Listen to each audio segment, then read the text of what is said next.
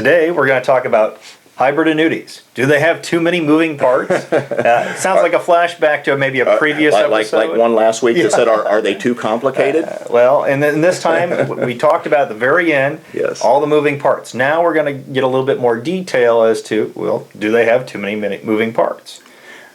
Well, that's a good question, and I think that some folks would say, yes, it's too complicated, there's too many moving parts, and I think that you have to really weigh over who's saying it and why they're saying it, what their motive is. Yeah, and the first thing we should start out is where we started last week and saying, why does somebody buy an annuity to begin with?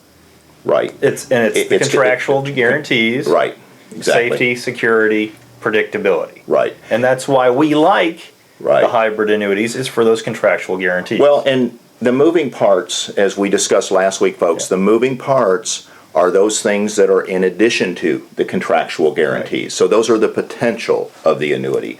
So if you can be satisfied, and this is what we do with our clients, is we help them to see where the contractual guarantees actually do meet all of their concerns and their objectives. And then if they can get some additional potential on top of that, then that's a win-win. Right. So let's start with the base here. Typically, we've got this fixed indexed annuity is the base. Right, that's our chassis. That's our chassis. So what then goes into making a fixed indexed annuity a hybrid annuity? Well, typically it'll be an income guarantee, and that income guarantee will give a lot of different benefits, primarily knowing what your income is going to be at some point in the future.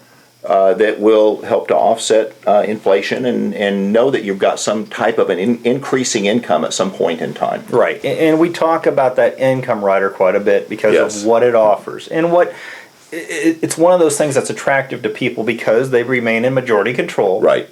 So, and we'll go into detail in the article Yes. about what majority control means. And it's also a way of taking assets and being able to pass it on to a beneficiary or heirs. Yes. It's not like the immediate annuity where you Exactly. give the lump sum away. There's account value. And that's too often people want the annuity, but they don't want to give up that control. And that's Correct. what that hybrid aspect brings to the annuity, or to this chassis. So, It does. So, all right, payout percentages. As good, better than?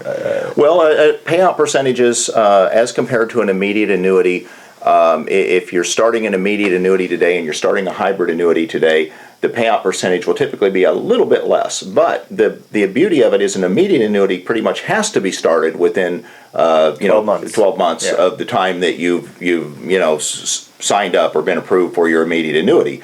However, with the hybrid annuity, the idea of deferral says that it's going to pay out a lot more at some point in time. Right, and that's what if you're just looking for the most money you can get right now, and you don't care about anything else, Right. then look at an immediate annuity. Right. If you're wanting flexibility plus those guarantees, that's where the hybrid comes in. And not only that, but there are situations where the immediate annuity isn't that much more. Right. And folks are more interested in that account value if they don't use it all up going on to the heirs. Right, and that's been one of the biggest reasons people Yes. are drawn towards the hybrid. So Right. so the income rider tends to be the first piece. Yes. That we highlight when and is it a moving part? No, that's what's good about the income rider is that it is a contractual guarantee. Right. So that is part of that chassis that is guaranteed. Yeah, and I would say if you're looking at a fixed indexed annuity, what makes it a hybrid is, again, adding that income rider component, that guarantee of income in deferral. Basically, you're building Right. that account base Right. in deferral. And another aspect it lends itself to the hybrid aspect of the annuity is the idea that you can get some upside potential without the downside risk.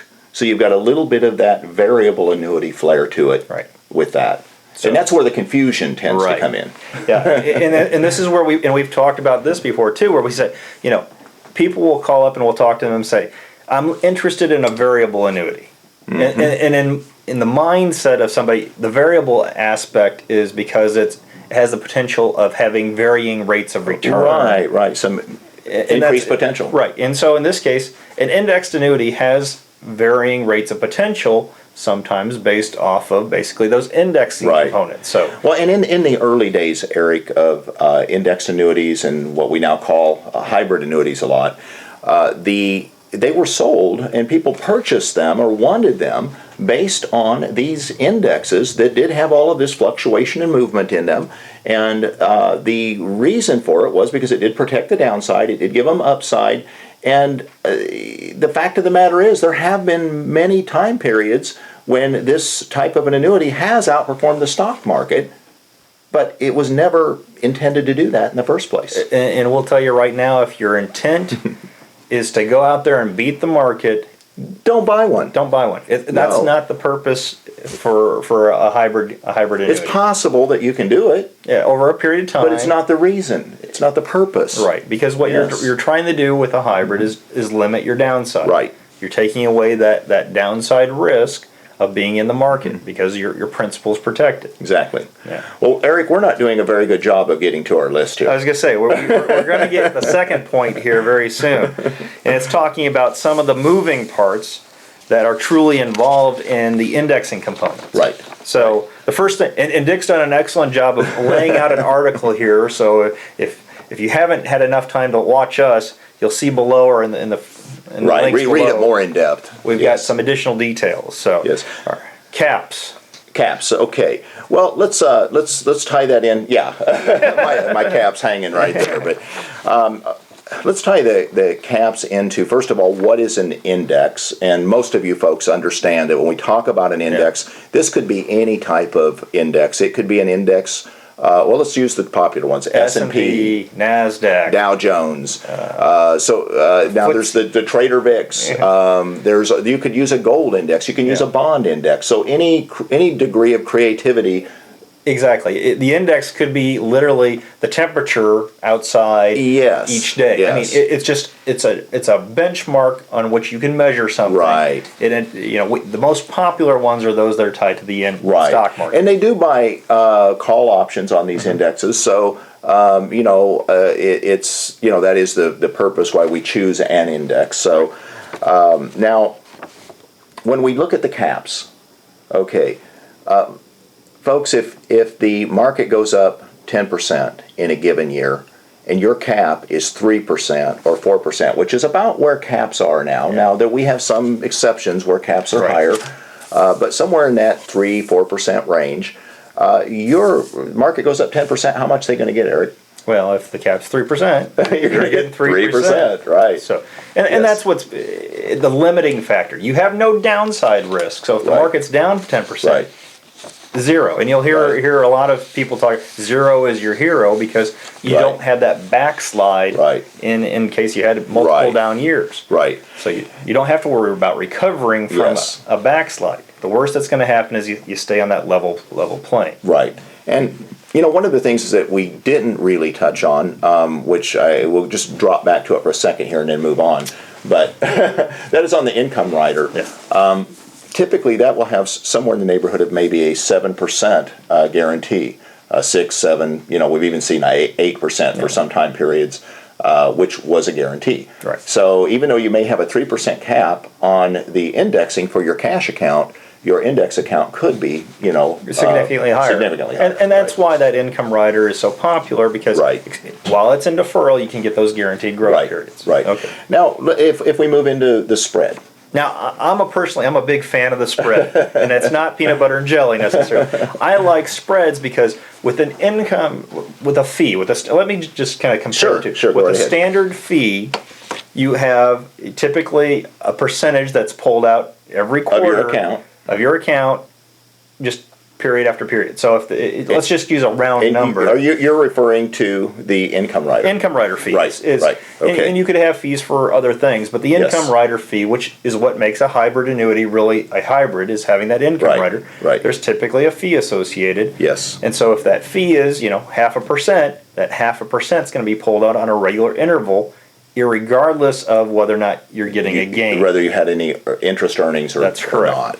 Now, spreads, on the other hand, are typically higher than fees. Yes. So a fee may be 50 basis points or half a percent. Right. You may see a spread of 1.5%, 2%. But the deal with the spread is the company only takes their portion if you have a gain. Right. So you're giving up the first portion of the gain, of any kind of gain that you would receive. Right. So your account value cannot go backwards if you're not earning. That's right. With a spread. If you had 12 consecutive or 10 consecutive years of getting zero return, whatever you put in principal wise would be guaranteed to be at that same level now. Right. So yes, so I think that the spread has a definite place, and it should be considered in the overall picture. As we've experienced with certain annuities that don't have a spread, their contractual guarantees are so much higher for the income, and since that's the client's primary objective, then it makes sense to go with the fee over the spread and using that particular annuity. So you have to weigh it against all those factors. Exactly, and typically you'll see the spread number being higher. It's just attractive when you're looking at predictability, that you know that you're not going to have any kind of negative impact just because you don't have a return. Another idea of using the spread is when the market has, when you're using it in indexing, and maybe you're doing an average of a year's worth of indexing, and they will say, okay, if your average a growth of the that index for the year was, say, again, we'll just use the 10%, you're going to have a 3% spread. So that means that the first 3% of that 10% you don't get. But on the other hand, if that year there was 5% negative growth or 10% negative growth, then your 3% spread would not be applicable because there's no earnings, no growth there. And where we typically see the spreads are on something that have more upside potential a lot of the time. So did I actually do the math where I said if you were up 10% and you had a 3% spread, you would have 7% gain?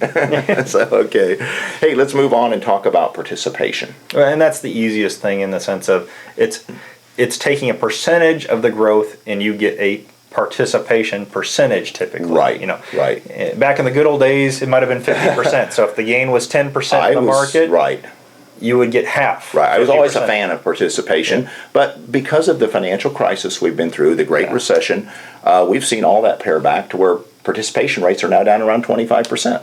So the market goes up.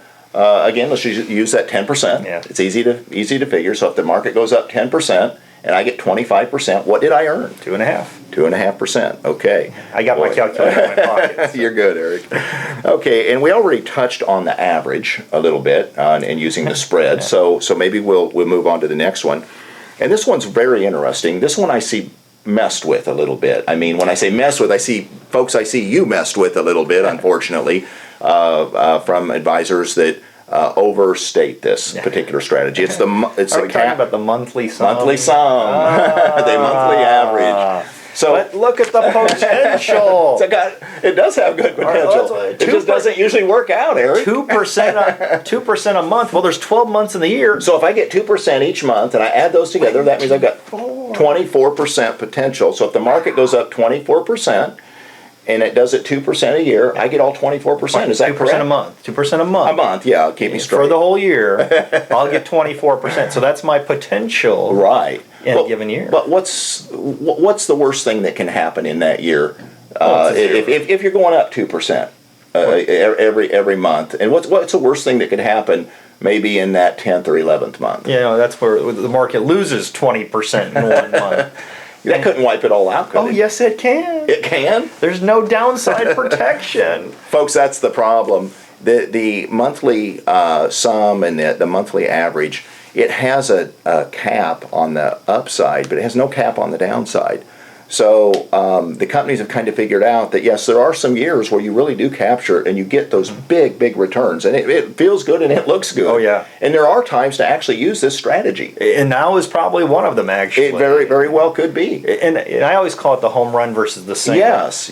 We talk about annual point being the single. You get lots of singles, but the monthly sum is truly going for the home run.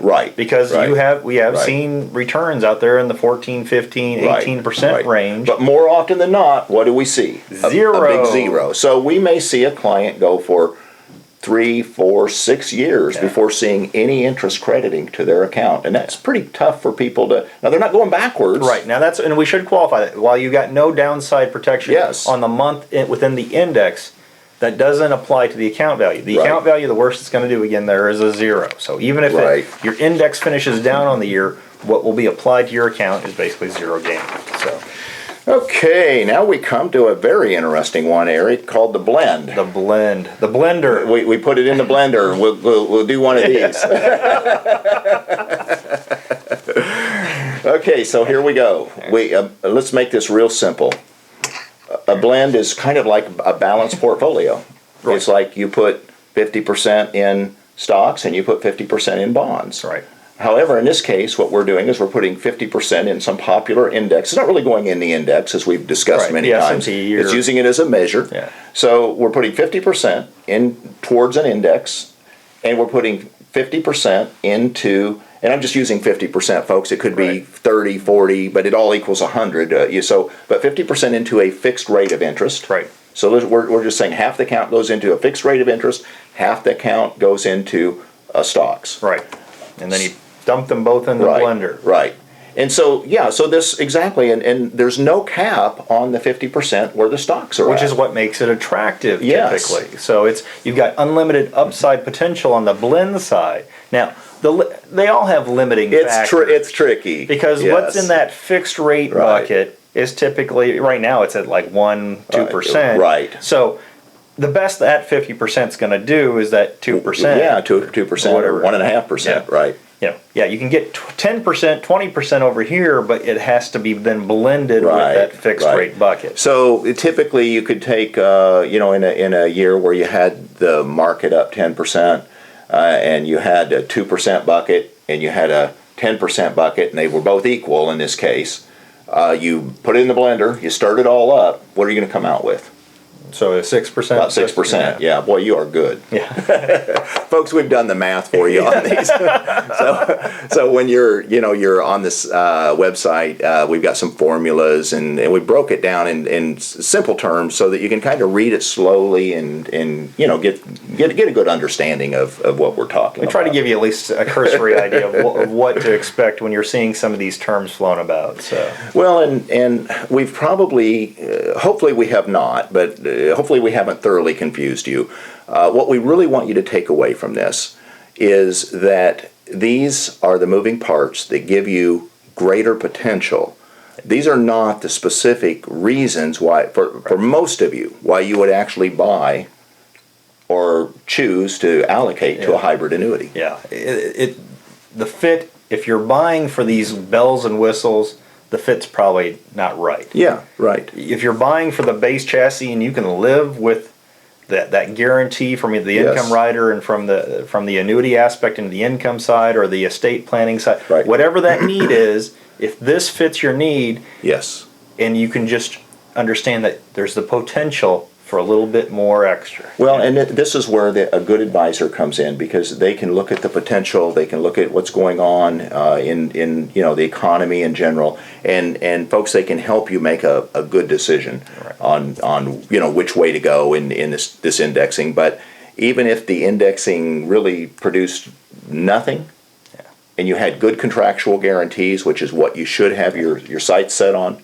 you'll be satisfied. Exactly. Buy for the basics and be happy with the extras. Right, exactly. So, hope we've broken down and explained to you the says who portion, I guess. Yeah, says who. Yeah, look behind the veil a little bit and see who's telling you that they're too complicated, because maybe for that person it is too complicated. But for someone who actually understands a hybrid annuity and what it does, for the client, it can be very effective as a good retirement financial tool. Good deal. Well, thanks for tuning us in today. Thank you.